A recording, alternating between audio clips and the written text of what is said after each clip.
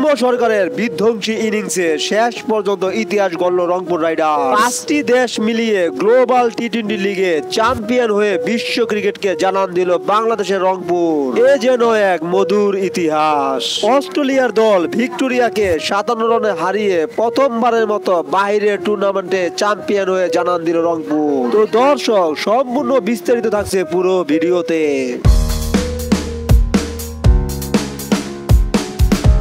West ইন্ডিজে 5টি দল নিয়ে বসতে যাওয়া গ্লোবাল সুপার লিগে প্রথমবারের মতো অংশগ্রহণ করে রংপুর করলো বাজিমাত। টানা 2 ম্যাচ হারার পর টুর্নামেন্ট থেকে বাদ পড়ার আশঙ্কা ছিল রংপুর, কিন্তু টানা দ্বিতীয় জয় নিয়ে ফাইনালে উঠে গেল রংপুর রাইডার্স। ফাইনালে অস্ট্রেলিয়ার দল ভিক্টোরিয়ান্সের মুখোমুখি হয় সৌম্য সরকারের রংপুর। টসে জিতে ব্যাটিং এ নেমেই শুরু হয় সৌম্য সরকার এবং টেইলরের ঝড়। সৌম্য সরকারের বিধ্বংসী 54 বলে 86 রানের অপরাজিত ইনিংস করে নির্ধারিত 20 ওভারে 179 রানের বড় সংগ্রহ দাঁড়ায় রংপুর রাইডার্স। 180 রানের টার্গেটে ব্যাট করতে নেমে ভিক্টোরিয়া মাত্র 122 রানে অল আউট হয়ে যায়। আর তাতেই প্রথমবারের মতো গ্লোবাল সুপার লিগে চ্যাম্পিয়ন হয় রংপুর রাইডার্স। এই লিগে টুর্নামেন্ট সেরা এবং ম্যাচ সেরা পুরস্কার পান বাংলাদেশের সৌম্য সরকার। তো দর্শক, সম্পূর্ণ ভিডিওটি দেখার জন্য ধন্যবাদ এবং চ্যানেলটি সাবস্ক্রাইব করে পাশে থাকুন।